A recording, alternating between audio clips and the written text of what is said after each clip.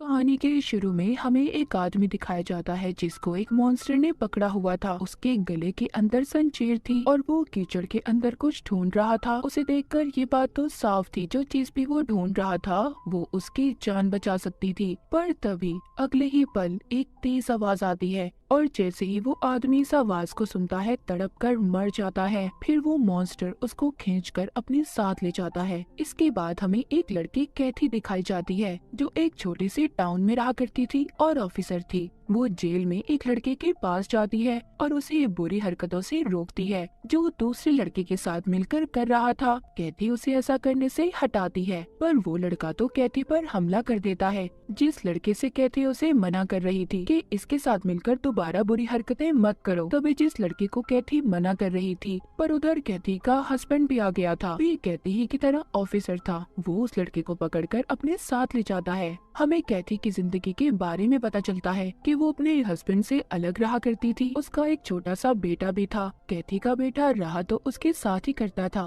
पर काम के सिलसिले में अक्सर वो मसरूफ रहा करती थी, इसीलिए वो उसे अपने हस्बैंड के पास छोड़ जाती थी। कैथी का हस्बैंड अपनी दूसरी बीवी के साथ रहा करता था जो माँ बनने वाली थी, पर वो अच्छी थी और कैथी के बेटे को अपना बेटा ही समझती थी। खैर कैथी अब ऑफिस जाती है। उसका हेड उसके हाथ पर पट्टी करता है क्योंकि उस लड़के के हमले से कैथी जख्मी हो गई थी। तभी उधर एक लड़की ऑफिसर आती है जो बताती है मैरी नाम की औरत 20 साल बाद रिहा हो चुकी है। उसको टाउन में ब्लडी मैरी के नाम से पहचाना जाता था। उसके बारे में छानबीन का सारा काम कैथी के जिम्मे था। यहाँ पर उसके हेड कहते हैं नहीं रहने दो, कैथी नहीं कर पाएगी। पर कैथी वो फाइल ले लेती है और कहती है लाओ फाइल दो, मैं इस काम को जरूर करूंगी। कैथी के बॉस मैरी की सारी कहानी बताते हैं कि उसका हस्बैंड उसे आग में जला रहा था और तब उसने अपने हस्बैंड को ईंट से मार दिया और इसीलिए उसे 20 साल की सजा सुनाई गई थी। मतलब कैथी के हेड ये कहना चाहते थे कि मैरी बुरी औरत नहीं है।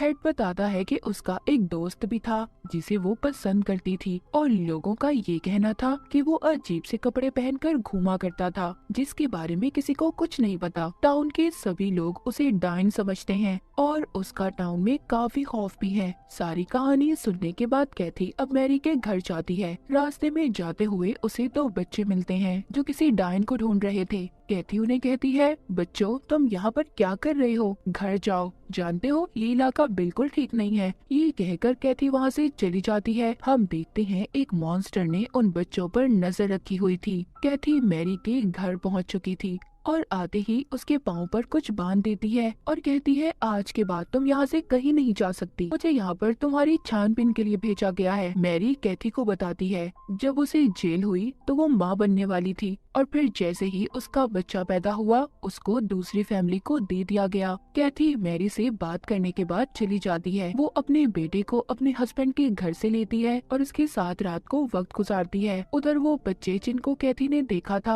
अब रात हो गई थी। वो बच्चे उधर ही जंगल में घूम रहे थे। वो मैरी के घर के करीब पहुंच चुके थे लेकिन तभी उन पर कोई नजर रख रहा था और उन्हें पकड़ भी लेता है। इधर कैथी अपने घर पर मैरी के केस के बारे में रिसर्च करती है। उसको पता चलता है कि मैरी पहले अपने घर में शैतान की इबादत पूजा किया करती थी और साथ ही साथ उसे बच्चों की कुर्बानी और एक हैरान कुन अजीब आदमी के बारे में भी पता चलता है जो मॉस में पाया जाता था। मॉस यानी दलदल में, जो मैरी के घर के पास थी और इन बातों का जिक्र उसके केस में भी था। हमने कहानी के शुरू में जिस मॉन्स्टर को देखा था ये बात उसी अजीब आदमी के बारे में थी। तभी कैथी का बेटा उसके पास आता है जिसकी तबीयत खराब थी। कैथी सब छोड़कर अपने बेटे के पास चली जाती है। उधर कैथी के हस्बैंड को कॉल आती है जिसको उन्हीं 2 बच्चों के गुम होने के बारे में बताया जाता है जिनको कैथी ने भी देखा था। उन बच्चों के बारे में जानने के लिए कैथी का हस्बैंड मैरी के घर जाता है क्योंकि उसको मैरी पर ही शक था जो बाती टाउन में मैरी के लिए फैली हुई थी। वो मैरी के घर की तलाशी लेता है जिसमें उसे कुछ अजीब सी चीजें दिखाई देती हैं और उन्हें देखकर ऐसा लग रहा था जैसे कोई उधर काला जादू करता हो। पर कैथी के हस्बैंड को कुछ भी समझ नहीं आता और ना ही उसे उन चीजों के बारे में पता चलता है और ना ही उसे मैरी के खिलाफ कोई सबूत मिलता है, इसीलिए वो वहाँ से चला जाता है। सुबह को सारी टीम उन्हीं बच्चों को ढूंढती है जिसमें कैथी भी शामिल थी। कैथी का हेड कहता है ब्लडी मैरी के बारे में कहानियाँ ऐसे ही नहीं बनी, पर कैथी कहती है नहीं ऐसा कुछ नहीं है क्योंकि उसे लगता था कि मैरी सुधर चुकी है। अब यहाँ पर कैथी बच्चों को ढूंढते हुए अपने फोन के मैप पर देखती है कि मैरी अपने घर से बहुत दूर थी, क्योंकि उसने उसे मना किया था कि तुम दूर नहीं जाओगी। इसीलिए कैथी उसका पीछा करती है और उस तक पहुँच जाती है। वो उससे कहती है, मैंने तुम्हें मना किया था मैरी कि तुम अपने घर से दूर नहीं जा सकती। जिस पर वो जवाब देती है कि ये मेरे डैड का घर है, मैं यहाँ पर कुछ वक्त गुजारने आई थी। अब कैथी मैरी को उसके घर छोड़ती है, पर जाते हुए वो कैथी से उसकी जिंदगी के बारे में कुछ सवाल करती है, जैसे शादी, बच्चे, पर कैथी उसकी बातों पर ध्यान नहीं देती और चली जाती है। उसके दूसरी तरफ इसकी टीम को जंगल में बच्चे तो नहीं मिलते, पर एक आदमी की लाश मिलती है जो शायद उसी आदमी की थी जिसको हमने कहानी के शुरू में उस अजीब मॉन्स्टर के पास देखा था। उधर कैथी के हस्बैंड को लकड़ी से बनी हुई कुछ चीजें भी नजर आती हैं जो बिल्कुल वैसी ही थी जो इसने मैरी के घर में देखी थी। कैथी अभी भी इन बातों पर यकीन नहीं करती कि सब मैरी ने किया होगा। रात को मैरी अपने बेटे के पास जाती है। असल में उसने जो कुछ भी कहानी कैथी को सुनाई थी सब झूठी बातें थी कि उसके बच्चे को उससे छीन लिया गया था। मैरी का बेटा तो उसके पास ही था और उसके बेटे ही ने उन्हीं 2 बच्चों को भी पकड़ा था जिनको कैथी ने जंगल में भी देखा था। दरअसल मैरी यहाँ पर बच्चों पर जादू करने वाली थी। जो इसके बारे में सब जानते थे कि मैरी डाइन है और काला जादू करती है, और इसी के बारे में रिसर्च कैथी ने भी की थी। मैरी अब उन बच्चों को मार देती है। अगले दिन रिसर्च टीम को उन्हीं 2 बच्चों की लाश मिलती है जो एक शेप में लेटे हुए थे। उन्हीं बच्चों की लाश के पास लकड़ी से बनी हुई चीजें भी पड़ी थी। बच्चों की मौत के बाद सब लोग बहुत ज्यादा परेशान हो गए थे। कैथी का हेड जो बच्चों के घर जाता है तो उन बच्चों के माँ बाप उन पर काफी गुस्सा करते हैं और सब चीजों का कसूरवार मैरी को कहते हैं। वो कहते हैं जब से वो हमारे टाउन में आई है सब कुछ दोबारा से गलत होने लगा है और हमारे बच्चों की मौत की जिम्मेदार भी वो ही है। उन बच्चों के माँ बाप के साथ बाकी टाउन के लोग भी मैरी को मारने के लिए निकल जाते हैं, क्योंकि सबको अपनी फैमिली को बचाना था। सब ये सोच रहे थे कि आज जो उन बच्चों के साथ हुआ कल को उनके बच्चों के साथ भी हो सकता है। उधर कैथी अपने हस्बैंड को कॉल करती है। सब मैरी के घर के बाहर इकट्ठे थे, पर कैथी और उसका हस्बैंड सबको समझाकर वहाँ से भेज देते हैं। कैथी का हस्बैंड उसे कहता है कि मुझे मैरी पर शक है, उसी ने बच्चों को मारा है। वो कहती है नहीं, मुझे लगता है कि मैरी अब बदल चुकी है। इन सब बातों के बाद कैथी का हस्बैंड तो चला जाता है। कैथी अब मैरी के घर जाती है उसे देखने।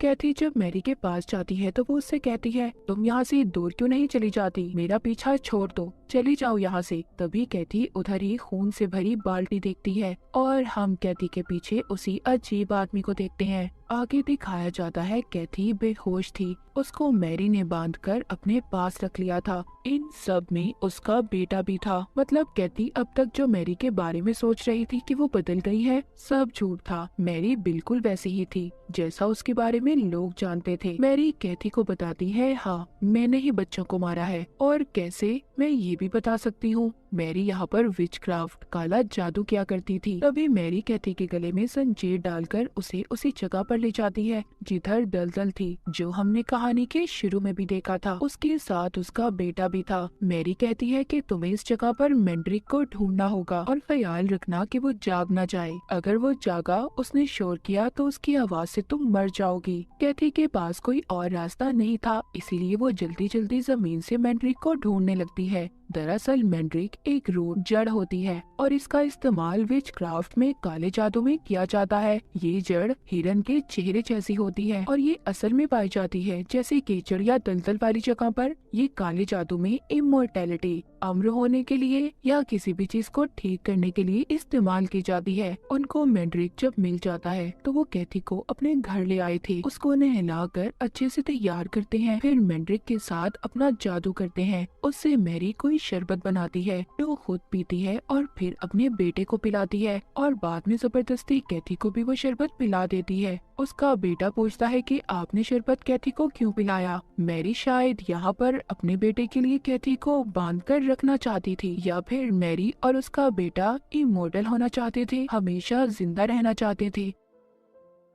उधर कैथी को सपना आता है जिसमें वो खुद को मैंड्रिक की माँ के रूप में देखती है और साथ ही वो अजीब मॉन्स्टर जैसा आदमी भी। कैथी ये देखकर डर जाती है और वो नींद से जाग गई थी। वो देखती है उसके पाँव की चोट भी बिल्कुल ठीक हो चुकी थी। मतलब उस शरबत में कोई ना कोई तो जादुई ताकत थी। कैथी सारे घर में घूम रही थी। उसको मैरी और उसका बेटा कहीं नजर नहीं आते। कैथी को अपना फोन भी मिल जाता है। वो जल्दी से फोन करती है। दरअसल कैथी ने उसी लड़के को फोन किया था जिसको हमने कहानी के शुरू में देखा था, जिसको कैथी बुरे काम करने से रोक रही थी। तभी उधर मैरी और उसका बेटा जाते हैं और कैथी को पकड़ लेते हैं। इसी दौरान जादुई शरबत का जार नीचे गिर जाता है, जिसे देखकर मैरी का बेटा बहुत रोता है। वो अपने बेटे को संभालती है और कैथी को एक कमरे में ले जाकर बंद कर देती है। दूसरी तरफ वो लड़का कैथी के हस्बैंड के पास जाता है और बताता है कि मुझे कैथी की कॉल आई थी, मुझे लगता है कि वो मुसीबत में है। पर वो उसकी किसी बात पर यकीन नहीं करता और उस आदमी के घर चला जाता है जिसको हमने सबसे पहले कहानी के शुरू में देखा था। कैथी का हस्बैंड जब घर जाकर देखता है तो उसे मैंड्रिक, काला जादू करने की चीजें और साथ ही साथ मैरी के बेटे के खिलाफ सबूत भी मिलते हैं। वो समझ गया था कि इन सब चीजों के पीछे मैरी का हाथ है। वो इन सब के बारे में अपने हेड को बताता है और मैरी के घर की तरफ निकल पड़ता है। यानी कि शुरू में हमने जो आदमी देखा था जिसके गले में जंजीर थी, वो भी कैथी की तरह मैंड्रिक को ढूंढ रहा था। उसने वक्त से पहले उसे नहीं ढूंढा होगा, इसीलिए वो उसकी आवाज से मर गया। उधर कैथी किसी तरह खुद को आजाद करवा लेती है। कैथी का बेटा जो उसके हस्बैंड की दूसरी बीवी के साथ था, अचानक से गायब हो जाता है। उसको उसी अजीब आदमी ने पकड़ा था क्योंकि मैंड्रिक के काले जादू से पहले किसी भी बच्चे को मारना जरूरी था। तो यहाँ पर हमें पता चलता है कि मैरी दरअसल सबसे पहले बच्चों को मारकर उनको कुर्बान करती थी, फिर किसी भी इंसान को पकड़ कर लाती थी, जैसे पहले वो कहानी के शुरू वाला आदमी, और फिर कैथी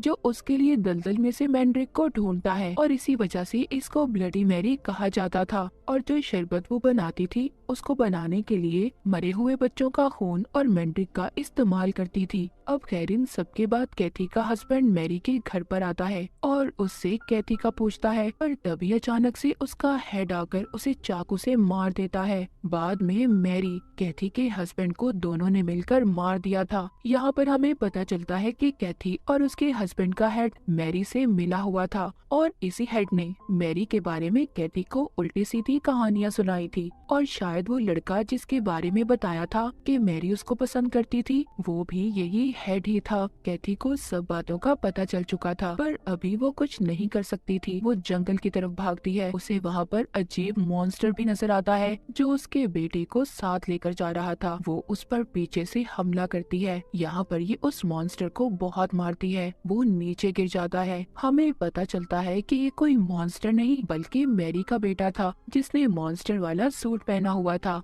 यानी कि कहानी के शुरू में हमने जो मॉन्स्टर देखा था वो भी मैरी का बेटा ही था। कैथी उसे मारकर अपने बेटे को बचा लेती है। उधर मैरी के पास कैथी का हेड था जो असल में 20 साल पहले वो ही लड़का था जिसके लिए मैरी ने अपने हस्बैंड को मारा था। वो हेड को भी मार देती है और कहती है कि अब तुम कमजोर हो चुके हो, मेरे किसी काम के नहीं। दरअसल 20 साल पहले मॉन्स्टर का सूट पहनकर बच्चों को पकड़ने का काम ये हेड ही करता था। सब टाउन वालों को पता चल चुका था कि सबके पीछे मैरी और उसके बेटे का हाथ है। टाउन वालों को मैरी का बेटा मिल चुका था जो जख्मी हालत में था। सब उसको लटकाकर मार देते हैं। बाद में वो मैरी को ढूंढने जाते हैं। वहाँ पर जाकर वो हेड की लाश को देखते हैं। उन्हें पता चलता है कि मैरी भाग चुकी है और कैथी ने भी अपने बेटे को बचा लिया है। उधर दिखाया जाता है कि कैथी अपने बेटे के साथ घर पर थी, तभी अचानक से वो मैंड्रिक को देखती है जिसे देखकर काफी परेशान हो जाती है और साथ ही कोई दरवाजा भी बजाने लगता है। वो जब दरवाजा खोलती है तो ये तो वही लड़का था जिसको कैथी बुरे कामों से रोकती थी। वो इसकी फिक्र करते हुए यहाँ पर आया था और शायद वो उसे पसंद भी करने लगा था। मूवी के आखिर में दिखाया जाता है कैथी अपने हस्बैंड की दूसरी बीवी से मिलती है जिसके पास अब बेटा था। उधर दूसरी तरफ मैरी जो अब बहुत दूर जा चुकी थी, वो कहाँ गई थी कोई भी नहीं जानता था। मैरी के जाने के बाद टाउन में बच्चों का गुम होना, उनकी मौत होना, सब कुछ बिल्कुल ठीक हो चुका था। कैथी अपने हस्बैंड के बच्चे के साथ थी। उधर मैरी जो दूर जा चुकी थी, कोई बहुत बड़ा जादू कर रही थी जिसको कैथी भी महसूस करती है क्योंकि उस मैंड्रिक शरबत की वजह से कोई ताकत तो कैथी में भी थी जो मैरी की ताकतों को महसूस कर पा रही थी। अब मैरी क्या कुछ बड़ा करने वाली थी जिसका सामना कैथी को करना पड़ेगा। और इसी के साथ ये कहानी यहीं पर खत्म हो जाती है।